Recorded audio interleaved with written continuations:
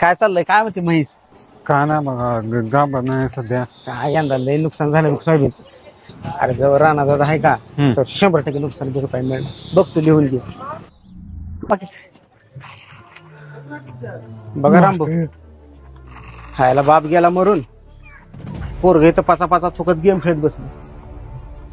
आई संसार करा यार, तुला लाज वाटते का थोडी? तर जरा कामधंद्याचं बघा. होय लशानो ठीक आहे. चला रामभाऊ. काय राजू भाऊ काय म्हणता? काय नाही बाबा, बरं आहे.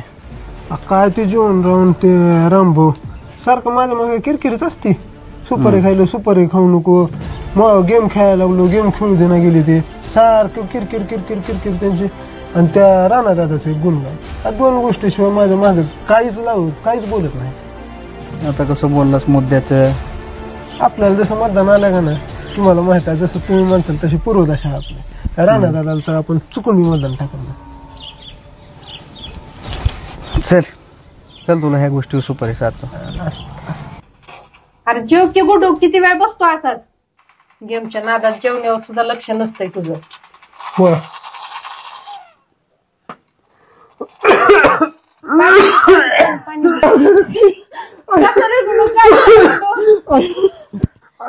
चल दवाखान्यात चल चल. रिपोर्ट बघितले ताई, तो तंबाखू सुपारी वगैरे काय खात होता का? ताई, तुमच्या मुलाला तोंडाचा कॅन्सर डिटेक्ट झाला. त्याचा इलाज आपल्याकडे होत नाही. एक तर सोलापूर नाहीतर एक पुण्याला जावं लागेल. अंदाजे खर्च तर किती येईल सांगा? ह्याला खर्च 10 ते 12 लाख लागेल.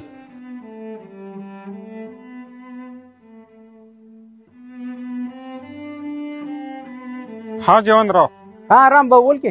काय कळाला का? वहिनी हाव का घरात?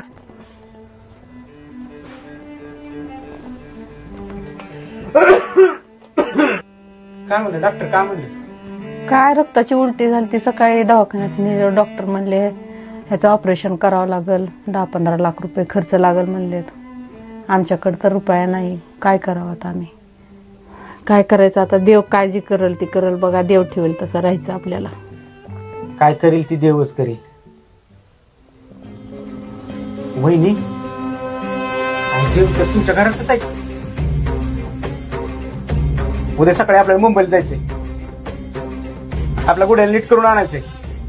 तुम्ही तयारी करा. होय होय करतो तयारी आम्ही. कसा आहे वहिनी दवाखाना? चांगला की नाही? राहण्याची सगळी सोय झाली, माझं पोरग नीट झालं. बघा तुमचा 10-12 लाख रुपये खर्च वाचला. चांगलं आहे दवाखाना. माझ्या पोराला नीट केलं दवाखान्यात, हे चांगलं झालं. असलं लय उपकार झाले तुमचे. वहिनी माझे कशाला उपकार मानताय? मानायचे तर त्या माणसाचे उपकार मान.